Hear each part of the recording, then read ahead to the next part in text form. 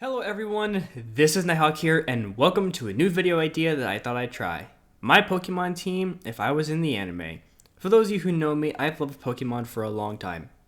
Obviously, I haven't been around since the beginning of the show when it started back in the 90s, but I have seen a large chunk of each season, and some I've seen all the way through. Now, since you guys have seen my Pokemon teams from the games of each region, I'd like to know what your thoughts are of my teams if I was in the anime. So let's dive right into these teams, getting started with Kanto. My journey through the Kanto region. My character wakes up bright and early for his new adventure through the world of Pokemon, but first he needs to get his very first Pokemon from Professor Oak. I arrive at the lab on time, meeting my rival who is at the front door waiting to be greeted. Professor Oak opens the door and welcomes us inside. He talks to us about the world of Pokemon and how he wants us to complete his creation, the Pokédex. He hands us both a Pokédex and 5 Pokeballs, and then gives us the choice of a starter, Bulbasaur, Charmander, and Squirtle. I choose first, and I pick the water starter Squirtle, as it has a friendly nature. My rival chooses Bulbasaur, of course, picking the Pokemon stronger than mine. We both look at our starters and set out on our journey. After leaving Pallet Town, I head to Viridian Forest looking for a Pokemon to catch. As I am walking, I step on a branch that startles a flock of wild Pidgey. I decide to get out a Pokeball and just throw it. It hits a Pidgey and gets sucked inside the Pokeball, making Pidgey my first capture. I then bring out Pidgey to greet it, and when it pops out, it has a strange color to it that's different from the Pokedex. But there's no time to think about that as I see a wild Caterpie crawling around. I use Pidgey's help to catch my first bug type.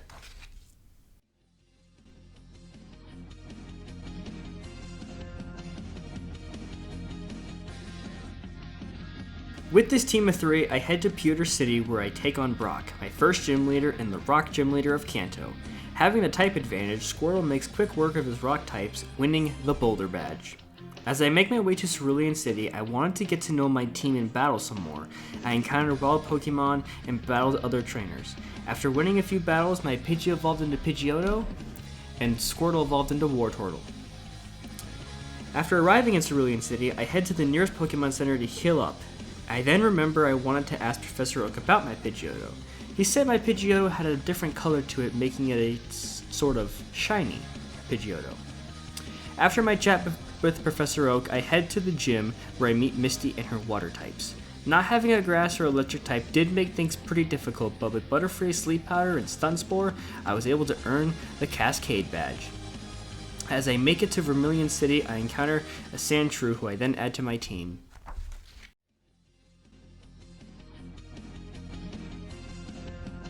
At this point in time, I encounter the Butterfree mating season as hundreds of Butterfree fly over my head. Hearing the Butterfree, my Butterfree pops out of its Pokeball and follows them. I chase after my Butterfree as it begins to follow them out to the sea. I call out to my Butterfree as he flies back to me. Looking into its eyes, I can see that Butterfree wants to go, so I release my Butterfree to go live its life with its mates. I make it to Fuchsia City, where I find an abandoned Growlithe with a hurt leg. I pick it up, taking it to the Pokemon Center to get help. Once the Growlithe was okay and no longer hurt, I left the Pokemon Center for my next gym battle. As I'm about to walk into the doors of my next gym battle, I hear a bark from behind me. By some random chance, it's the Growlithe that I just helped. It turns out it had been following me all around Fuchsia City. He wanted to join me on my adventures, adding him to the team.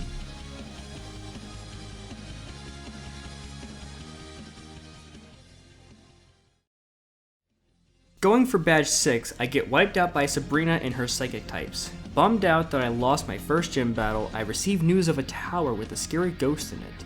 I decide to head to the tower at night and find this ghost.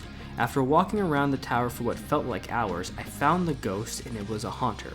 I battled and caught it, making him the 6th member of my team. In the rematch with Sabrina, Haunter was able to come out on top, winning me the Marsh badge. After winning my rematch, I begin to head towards my next gym battle on Cinnabar Island, where I come across an Electabuzz. I use my Haunter to help catch him, but I decide to send Haunter back to Professor Oak to swap out with Electabuzz.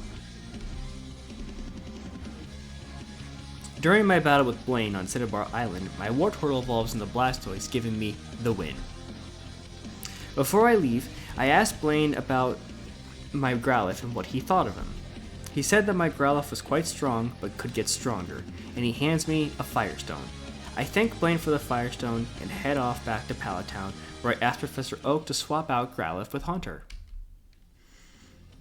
After the swap and heading to Viridian City for my final gym badge of the Kanto region, I see a trading event happening nearby at a Pokemon Center.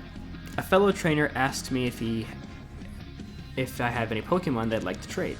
I then trade my Haunter, evolving him into Gengar, making him my strongest ghost type.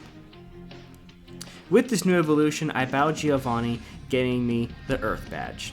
After getting all 8 gym badges, I learn about the Indigo Plateau Conference that's being held in Indigo Plateau. It works the same way how it did in the anime, and with my team of 6 and I making it to the top 32, and my rival made it to the top 8. After losing to Indigo Plateau, I head back to Pallet Town after feeling pretty bummed.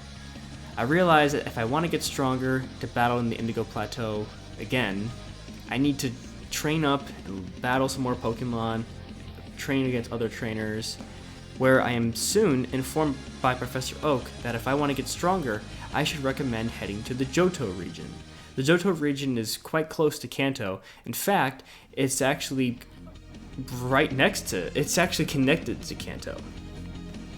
So, I asked Professor Oak what I should keep an eye out for. He said nothing about what I would encounter. I then pack my bags and head to this new region for another adventure. So, that was my adventure through the Kanto region. If I was in the anime, let me know what you guys thought of my team, and if you guys liked the choices I picked.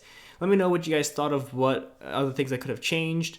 And we're going to be doing Johto in the next episode.